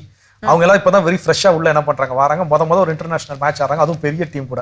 இப்போ இதுல நீங்க எந்த டீம் வின் பண்ணணும்னு நினைப்பீங்க? நல்ல பலசாலியான டீம் தான் வின் பண்ணணும் நம்ம நினைப்போம். அதாவது அது வந்து நமக்கு இயல்பா தெரியக்கூடிய விஷயம். ஆனா உள்ளம் எதை விரும்பும், உங்களுடைய மனசு என்னன்னு விரும்பும்? புதுசா வந்தவங்க வின் பண்ணணும். நம்முடைய மனது, அதாவது நம்ம மூளைக்கு தெரியும் பலம் வாய்ந்த அணி வின் பண்ணணுங்கிறது மூளைக்கு தெரியும். ஆனா நம்முடைய மனம் எதை விரும்பும் அப்படின்னு பாத்தீங்கன்னா, எது பலவீனமான ஒன்றோ அது வெற்றி அடைஞ்சா நல்லா இருக்கும், வராங்க அப்படிங்கிற ஒரு ஃபீல். ஓகேயா? இது ஹியூமன்ஸ். இது என்னன்னா அன்பை அடிப்படையாக கொண்டது. அப்போ எல்லாருக்குள்ளேயும் இந்த அன்பு, எல்லாருக்குள்ளேயும் இந்த மனநிலை தான் மேலோங்கி இருக்கும். அப்போ இந்த நிலையில நாம பலர் நம்ம தூக்கி வெறுப்பை உமிழ்ந்தாலும் சரி, என்ன செஞ்சாலும் சரி, அமைதியா அன்போடு இருக்கின்ற போது அவங்க வேற ஒண்ணுமே பண்ணல. அந்த புதிய அணி வந்து நாங்க பெரிய அணியா இருந்தா எங்களுக்கு பயமே இல்லை அப்படின்லாம் வாய்ஸ் ஓவரெல்லாம் பண்ண மாட்டாங்க. அவங்க ஒரு பாவம் போல இருப்பார்கள். அவர்கள் அந்த அன்பை வெளிப்படுத்துகின்ற பொழுது அந்த அன்பு நமக்குள்ள போய் பலம் வாய்ந்த அணியா, பலம் குறைந்த அணியாக இருந்தாலும் கூட ஒரு பலம் வாய்ந்த அணியை வெற்றி பெறும் ஏதாவது ஒரு மேஜிக் நடந்துராதா நாம விரும்பக்கூடிய ஒரு விஷயம். ஸோ அப்போ அந்த அன்பினால் எல்லாவற்றையும் என்ன பண்ண மாற்ற முடியும். ஒருத்தங்க நம்ம மேல என்ன பண்றாங்க, எவ்வளவு வெறுப்பை திரும்ப திரும்ப திரும்ப திரும்ப உமிழ்ந்து கொண்டே இருந்தாலும் அவர் மீது அன்பை மட்டுமே காட்டணும் அப்படிங்கிற ஒரு நிலைக்கு நம்ம வந்துட்டோம் அப்படின்னா நிச்சயமாக அந்த அன்பு அவர்கள் என்ன பண்ணும், மாற்றத்தை ஏற்படுத்தும். கண்டிப்பா எல்லாவற்றையும் மாற்றக்கூடிய ஒரு பெரிய சக்தி அன்புக்கு இருக்கு அப்படின்றத தெரிந்து கொண்டோம். தொடர்ந்து பேசலாம். இப்ப அடுத்த பகுதி பார்க்கலாம்.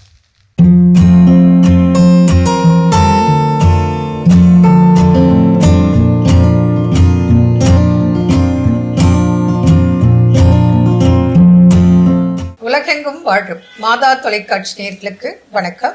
இன்றைய நிகழ்ச்சியில நம்ம கர்ப்பப்பை சார்ந்த பிரச்சனைகள் பத்தி பார்க்கலாம்.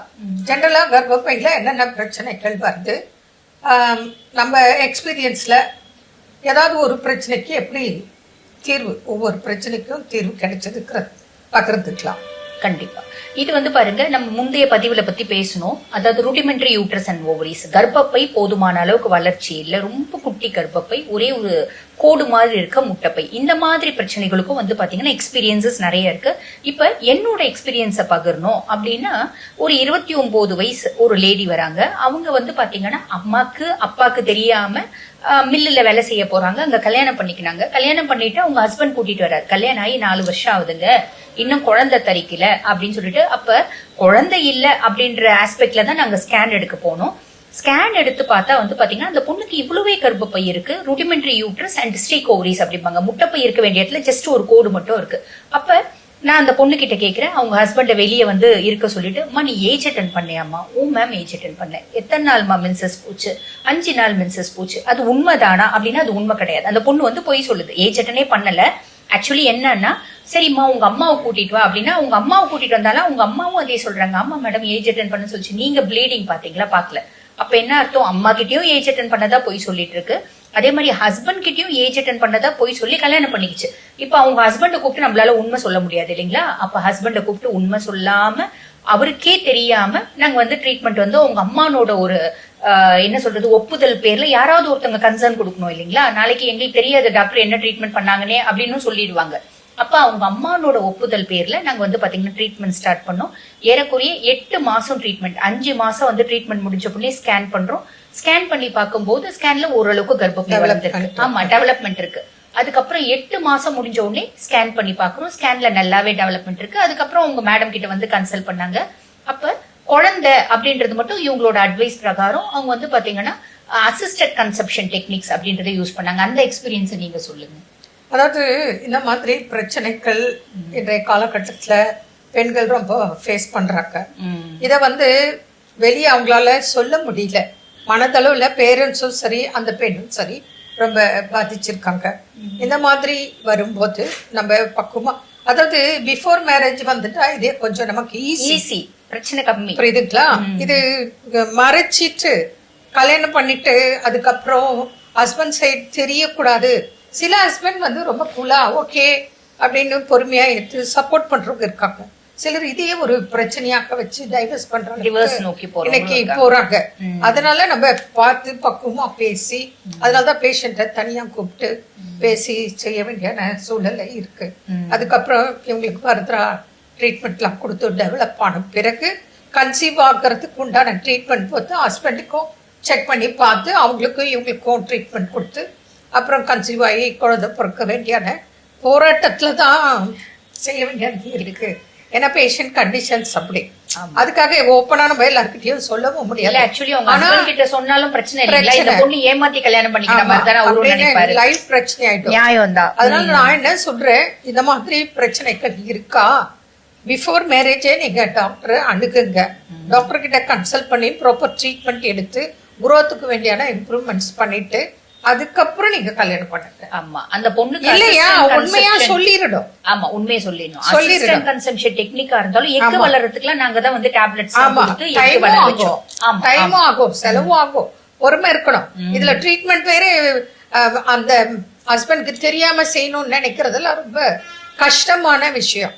அது நீங்களும் மறைக்கிறது கஷ்டம், புரியுதுங்களா? நாங்க சொல்ல மாட்டோம். இருந்தாலும் ஒண்ணு பிஃபோர் மேரேஜ் நீங்க சொல்லி ட்ரீட்மெண்ட் எடுத்து பண்ணுங்க. இல்லையா ஆஃப்டர் மேரேஜ் உண்மையை சொல்லிடுங்க. கரெக்ட். உண்மையை சொல்லிட்டு அவங்கள சமாதானப்படுத்தி கூட்டிட்டு வாங்க. ஆனா சமாதானம் ஆவாங்களான்றது தெரியாத விஷயம். அதனால பிஃபோர் மேரேஜே சொல்லி நீங்க பண்றது தான் நல்லது. ஏன்னா அந்த மாதிரி எல்லாம் ஃபேஸ் பண்றோம் நாங்க. அதனால முடிஞ்ச அளவு நாங்க ஓப்பனாக யார்கிட்டயும் பேச மாட்டோம். என்ன ப்ராப்ளம், என்ன ட்ரீட்மெண்ட், அதோட சரி.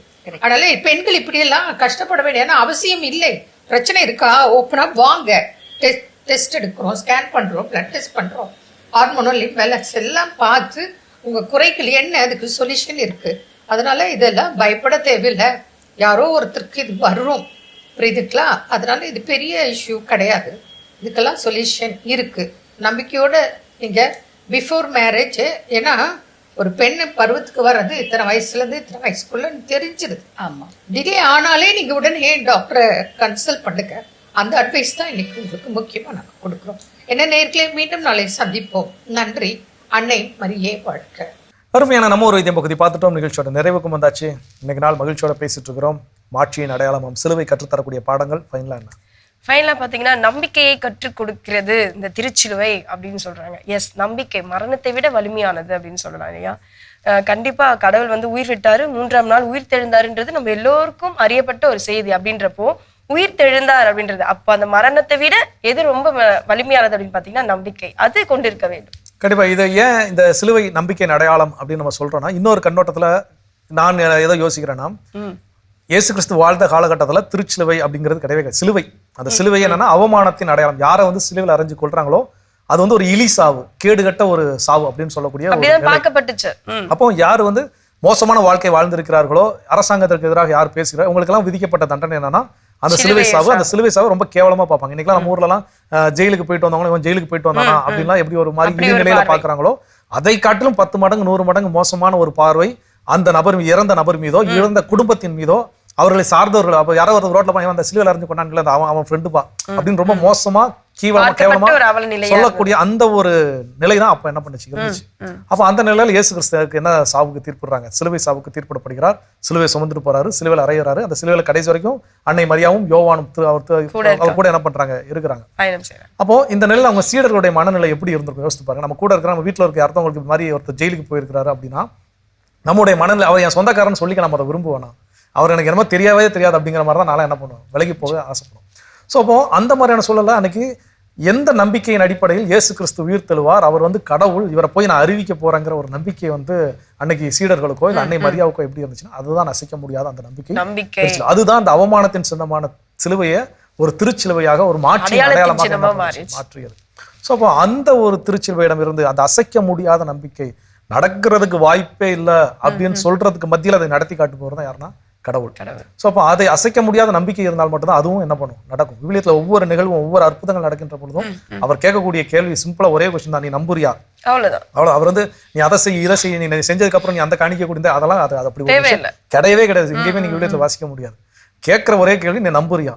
நம்பினவர்களுக்கு எல்லாமே நல்லதாகவே நடக்கும். எனக்கு அந்த நம்பிக்கை இல்லைன்னா நான் எவ்வளோ ஜெபம் பண்ணாலும் சரி, எவ்வளோ முட்டி போட்டு நடந்தாலும் சரி, எவ்வளோ பெரிய திருத்தங்களுக்கு போனாலும் சரி, நான் எவ்வளோ ஃபாஸ்டிங் போயிருந்தாலும் சரி, என்கிட்ட நம்பிக்கை இல்லை அப்படின்னா எதுவுமே என்கிட்ட நடக்காது. ஸோ அப்போ அந்த நம்பிக்கையை திருச்சிலுவையிடமிருந்து கற்றுக்கொள்ள வேண்டும். நம்பிக்கை அப்படிங்கிறது 100% முழுமையாக 0.01% அப்படி டவுட் அப்படிங்கிறது கிடையவே கிடையாது. இல்லாமல் முழுமையாக 100% நம்புவது. அந்த ஒரு நம்பிக்கையை கற்றுக்கொள்வோம். சிறப்பான நாள், சிறப்பான பாடம். இந்த பாடம் கொடுத்த மகிழ்ச்சியோடு இன்னைக்கு யாரெல்லாம் விழா கொண்டாடுறாங்கன்னு பார்க்கலாம்.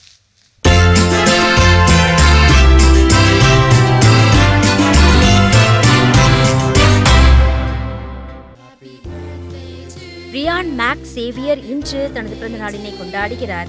இவரை வாழ்த்துபவர்கள் அப்பா அமல், அம்மா உமா, அப்பாயி, தாத்தா, அத்தை வினோலா, மாமா மதன், குடும்பத்தினர், உறவினர்கள் மற்றும் நண்பர்கள். மிக சிறப்பான விழாக்களும் இன்றைய நாளை யாரெல்லாம் விழா கொண்டாடுறாங்களோ அவங்க எல்லோருக்கும் நம்முடைய வாழ்த்துக்களை தெரிவிச்சுக்கலாம். அது மட்டும் இல்லாம அவங்களுக்கான ஸ்பெஷல் கிஃப்ட் காத்துட்டு இருக்கு. பார்க்கலாம்.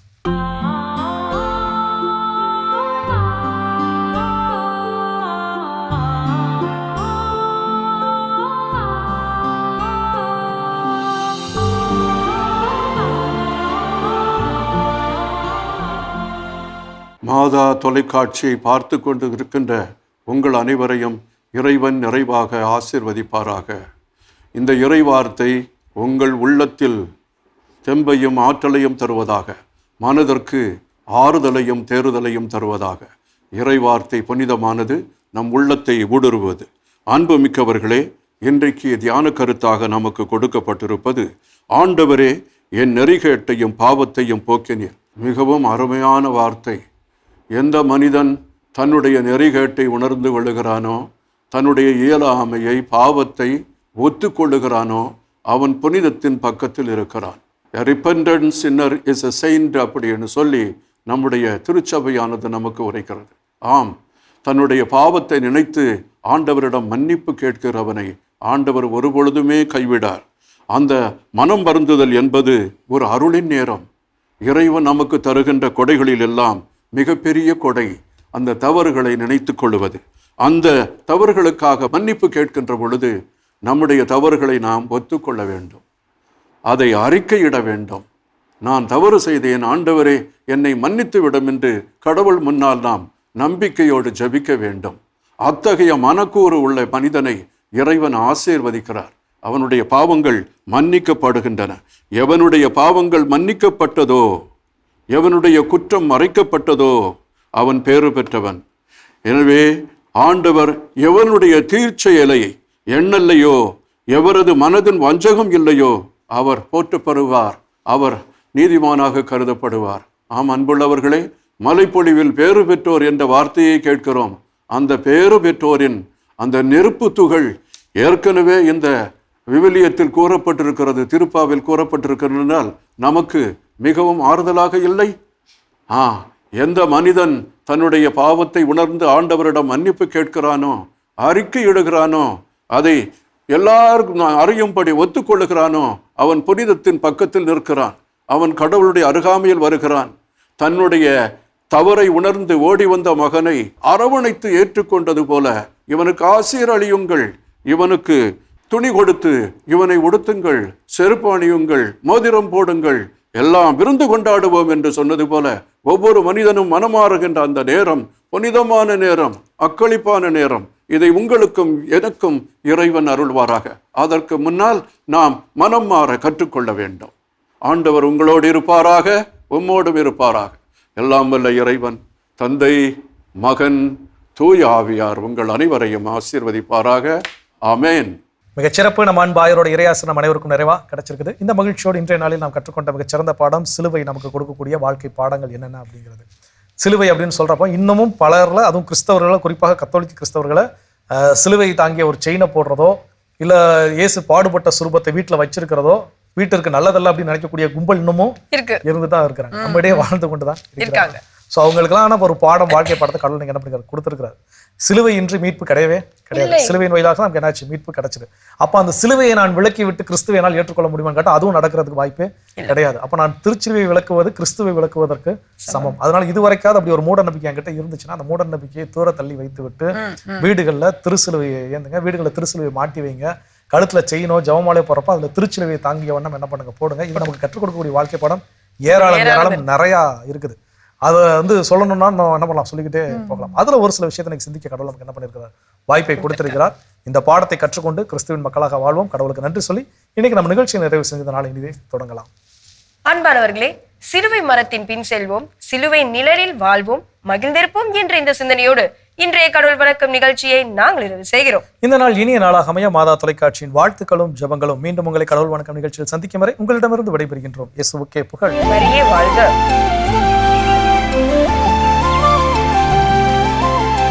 நீ ஆர்ட்ஸ் தானடா படிச்ச, எப்படி ஐடில வேலை பாக்குற? எந்த டிகிரினாலும் பரவாயில்லண்ணா. சென்னையில் இருக்க எஸ்எல்ஏ ஐடி ட்ரைனிங் இன்ஸ்டியூட் தான் நான் ட்ரைனிங் எடுத்தேன். மாசம் 30,000 சம்பாதிக்கிறேன். சூப்பர்டா. For IT training and placement, contact 8870767784.